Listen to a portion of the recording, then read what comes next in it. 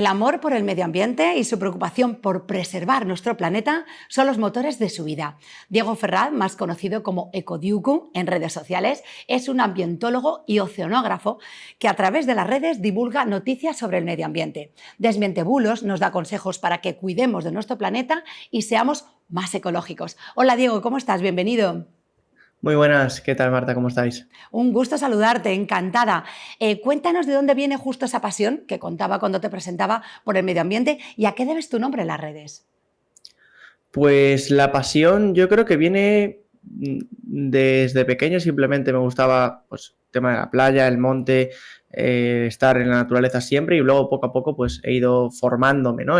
Durante mi época más universitaria en ciencias ambientales, en temas ambientales y ahí fue donde entró mi pasión, digamos, por divulgar y por comunicar sobre esta temática. Y mi nombre, la verdad, el nombre, digamos, el apodo, ¿no? El nick de Ecodiuku viene de Diuku, que puede ser un apodo que utilizaba sobre todo para videojuegos y este tipo de páginas donde te quieres registrar sin dar tu nombre, ¿no? Real. Y bueno, con la broma de empezar a divulgar, se me puso el prefijo eco delante, me lo pusieron unos amigos, empecé con la broma Ecodiuku y ya quedó. Y pues ahora ya quedó para lo que empezó siendo de medio de broma, ahora es mi nombre, digamos, más conocido en redes. Así eres conocido por más de 11.000 personas que te siguen y que siguen tus consejos. Quería preguntarte, ¿qué es para ti en el año en el que estamos, en el 2024, ser ecológico? ¿Hasta dónde llega el compromiso a día de hoy para poder decir yo soy una persona ecológica? Bueno, cada vez hay más opciones para ser ecológico, temas de transporte, de consumo, de ocio incluso. Por lo tanto, ser ecológico en la medida de lo posible de cada quien tiene que intentar serlo. Como digo, cada vez hay más opciones. También es cierto que cada vez hay más opciones para no serlo. Y muchas veces, debido pues a lo frenético que es el día a día y la vida diaria, pues nos impulsamos a soluciones más básicas y sencillas, entre comillas, que no son ecológicas. Entonces, bueno, al final es simplemente ser mucho más sencillo. Yo siempre digo, la persona más ecológica que conozco es mi abuela. Mi abuela se produce, digamos, la mayoría de su comida, tiene su huerto con gallinas y donde extrae también bastantes hortalizas, una señora que no consume para nada casi plástico porque todo lo compra prácticamente en el día, donde se mueve pues andando porque, bueno, no tiene ahora que ir a trabajar, claro, entonces hace los desplazamientos andando. Entonces, bueno, una vida a lo mejor más sencilla, más simple, que no quiere decir en ningún momento más antigua, más aburrida, al final nos damos cuenta de que es una vida pues mucho más ecológica. Diego, nombrabas ahora mismo el plástico. Voy a contarle a la audiencia, si no lo ha visto en redes, que hiciste un reto que se llamaba 21 días con plástico. Es decir, decidiste no reciclar durante 21 días y acumular todo ese plástico. Cuéntanos cómo fue la experiencia y cuál fue la respuesta en redes. Pues mira, todo esto parte de, bueno, hay un youtuber que hizo un reto que era 21 días 21 días sin dinero, no me acuerdo nada muy bien cómo era, y yo dije, bueno, pues yo creo que puedo adaptar este reto al tema del medio ambiente, ¿no?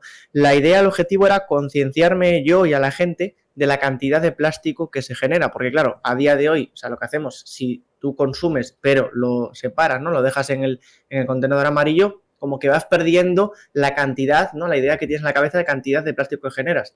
De esta forma yo pretendía mostrar la cantidad de plástico que generaba haciendo una vida normal en el consumo del plástico.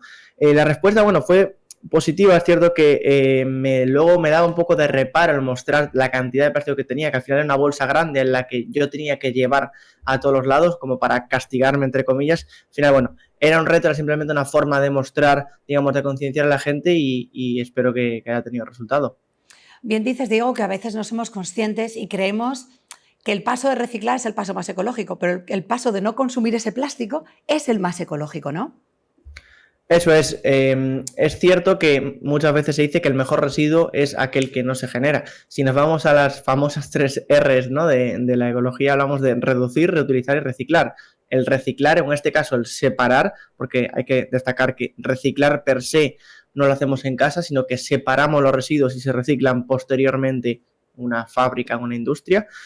Lo que deberíamos hacer es reducir, es decir, si podemos evitar consumir o comprar algo en plástico o cualquier otro tipo de producto, va a ser la mejor forma de evitar la contaminación. Diego, ¿cuánto plástico llegaste a acumular y te sorprendiste tú mismo de la cantidad que era?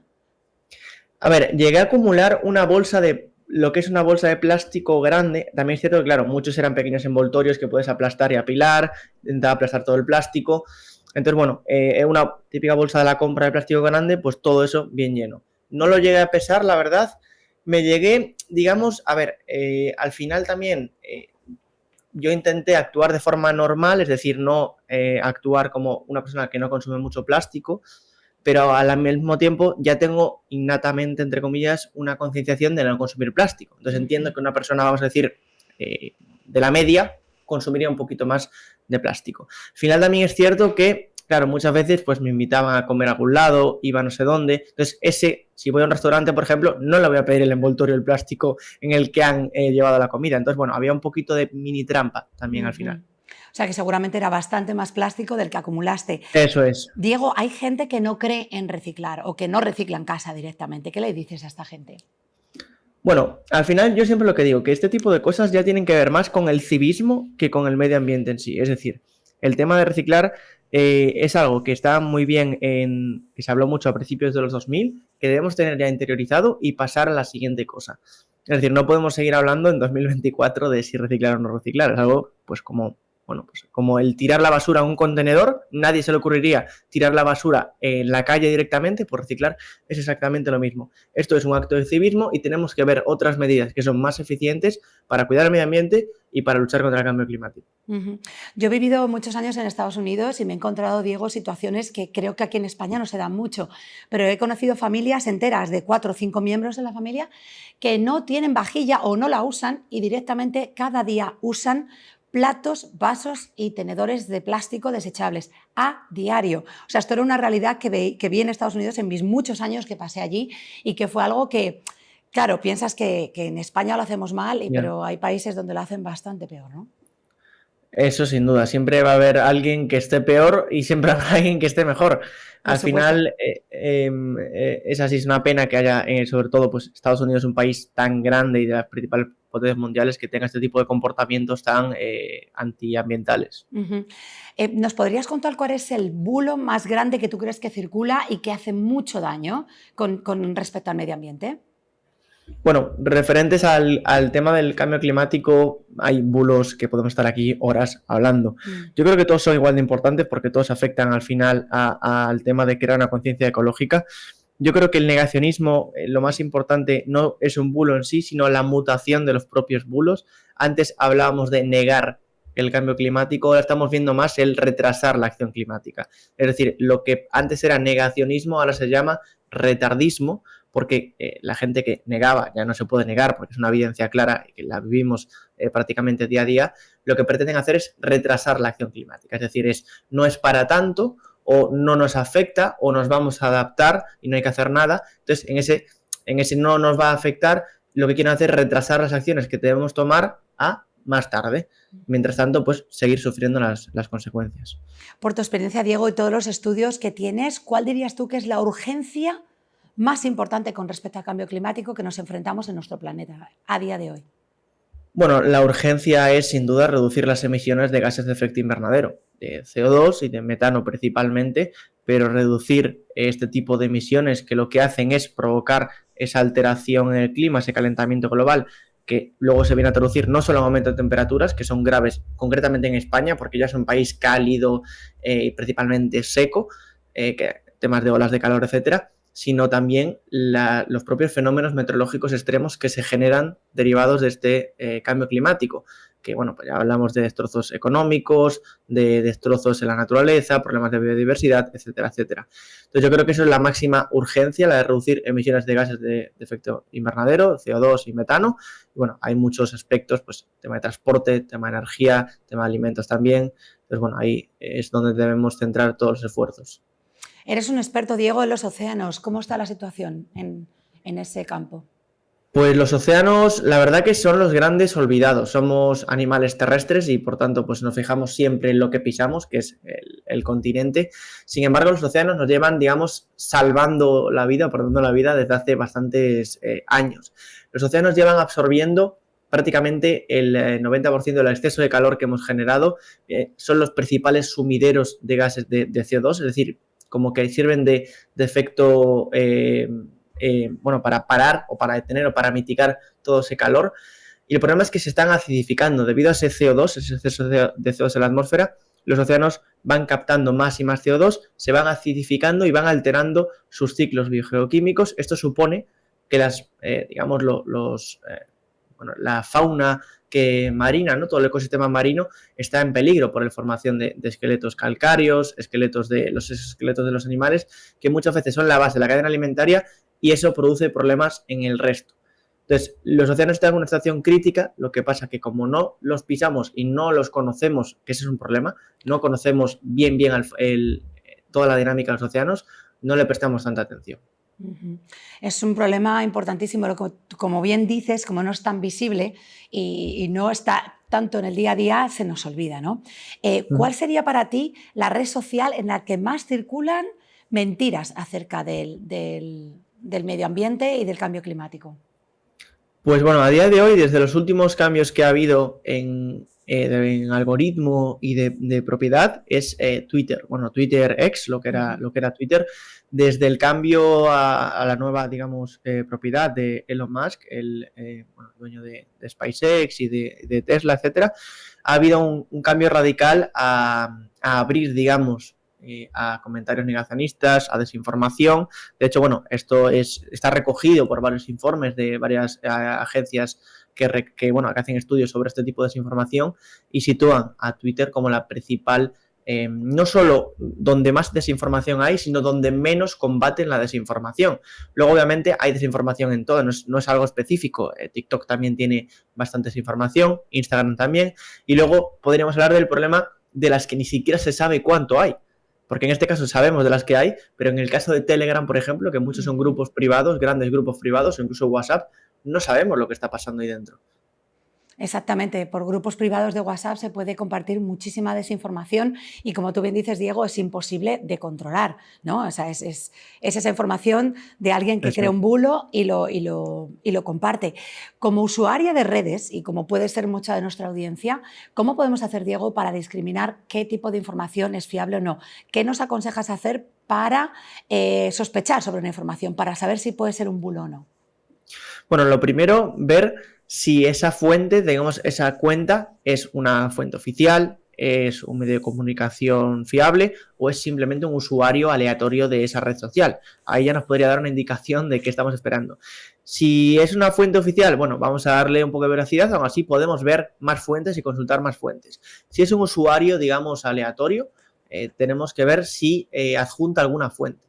Si simplemente es un comentario, se adjunta alguna fuente, podemos ir a ver esa fuente, si es fiable, y además podemos consultar más. No, es que lo bueno de las redes sociales es que hay tanta información que es prácticamente imposible que solo haya una persona o una fuente diciendo eso. Por lo tanto, debemos contrastar en diferentes fuentes, debemos verificar las fuentes y debemos también, entiendo que mucha gente no tiene ni el tiempo ni la capacidad de saber si es verdad o no, pues también hay esos organismos oficiales de administraciones referentes al cambio climático, pues la EMET en España, el IPCC a nivel global, diferentes organizaciones, la NASA incluso, que podemos verificar ese tipo de información. Diego, una fuente también importante puede ser seguir tu newsletter, donde un experto como tú comparte sus conocimientos. ¿Cómo podemos hacer para acceder a este newsletter y que nos llegue esa información veraz? Pues en todas las redes sociales soy Ecodiuku, ahí podéis buscar todas las redes sociales y la newsletter se llama Ecoletter. Realmente es una newsletter que intento al menos una vez al mes pues hacer un resumen de lo que ha sucedido para que la gente que a lo mejor no está tanto en redes sociales en el día a día no se pierda esa información y pueda acceder pues de una forma más tranquila, como digo, no tan frenética. Y insisto, lo pueden buscar en Ecoletter o simplemente en cualquiera de mis redes sociales Ecodiuku, ahí ya podrán acceder mediante un enlace. Perfecto. Diego, esto me surge una pregunta. ¿Es fácil ser divulgador de medio ambiente o recibes muchas críticas? Bueno, fácil la verdad que no lo es. No lo es porque quita mucho tiempo, principalmente. La mayoría de las cosas las hago en mi tiempo libre y sin esperar nada a cambio. Obviamente, el poco beneficio económico que me pueda llevar de alguna colaboración en ningún momento es rentable a las horas que le meto para poder sacar estos vídeos, esta información. Y yo no diría críticas, lo que diría es... sí que es cierto que hay algún comentario negacionista que puede, digamos, repercutir o que puede de alguna forma hacer llamamiento a más comentarios negacionistas, y sobre todo el principal problema es que muchas veces no encuentro los resultados que me esperaría. Entiendo que mucha gente, sobre todo las redes sociales, ya no son redes sociales sino plataformas de entretenimiento, la gente va a entretenerse a lo que son las redes sociales, entonces muchas veces si hago un contenido muy, digamos, purista o científico, a la gente pues obviamente no le interesa, la culpa es mía, no culpo a la gente, pero bueno, es también algo que frustra. Antes de despedirnos, que ya estamos llegando al final, Diego, hemos escuchado muchas veces, un pequeño gesto puede hacer un gran cambio. ¿Cuál sería para ti ese gesto clave que podría hacer un gran cambio? Bueno, para no decir un gesto solo y para dar un pequeño abanico y que la gente pueda escoger, porque yo entiendo que a lo mejor digo uno y la gente, pues por sus características no puede, yo creo que debemos, digamos, centrarnos en dos cosas: qué consumimos y cómo nos movemos. ¿Qué consumimos? No solo alimentos, no solo productos ni ropa, sino también la energía, es decir, la luz que tenemos en casa, el cómo, dónde compramos la ropa, si es de segunda mano, si no es de segunda mano, cuánta ropa compramos, qué productos, si son de temporada, si son locales, alimentos también, pues más, digamos, más verde y menos carne, y luego el cómo nos movemos. El cómo nos movemos, aunque parezca mentira, es muy importante. La mayoría de nosotros tenemos un coche de combustión porque no tenemos dinero para comprarnos un coche nuevo y un coche eléctrico. Podemos intentar disminuir los coches, compartir coche, movernos en transporte público, movernos en bicicleta, etcétera. Para esto hay que decirlo, hay que exigir transporte público decente, con una frecuencia decente, asequible, y en este caso, pues sí, porque queremos movernos en bicicleta, pues también que haya una infraestructura segura para poder desplazarnos. Diego, me despido con una pregunta un poco ambiciosa. ¿Cómo ves tú el futuro de nuestro planeta? Bueno, yo, como digo, el futuro del planeta lo puedo ver de diferentes formas. Lo que me preocupa es más nuestro futuro, digamos, como sociedad. Yo, a ver, lo veo, digamos, medio optimista, porque si no, no podría estar aquí divulgando. Entonces, yo creo que yo creo que no, hay todavía espacio a hacer muchas cosas. De hecho, es cierto que hemos perdido mucho, pero todavía hay mucho más que ganar. Por lo tanto, no podemos perder la esperanza de seguir actuando, de seguir buscando soluciones, de seguir implementando soluciones y de seguir adaptándonos a esta nueva era climática que nos está trayendo, bueno, pues no cosas buenas, pero sí que quizás nuevas formas de colaboración y de cooperación. Diego Ecodiuku, ha sido un placer charlar contigo. Muchas gracias por todos esos buenos consejos, por darnos también esas herramientas para que sepamos qué información seguir y cuál no. Así que te seguiremos en redes para saber tus reflexiones y para poder preguntarnos mucho más sobre el medio ambiente de una manera veraz. Muchísimas gracias, Diego. Nada, a vosotros. Y gracias a vosotros. Gracias, Diego. Gracias a vosotros por estar en casa. Ya habéis visto un montón de consejos para ser cada vez más ecológicos y cuidar nuestro planeta. No os olvidéis de seguirnos en nuestras redes sociales y suscribiros a nuestro canal de YouTube, VidaTV-ES, para que vuestra vida sea cada vez mejor y para que aprendáis a cuidar nuestro planeta. Muchas gracias. Hasta la próxima.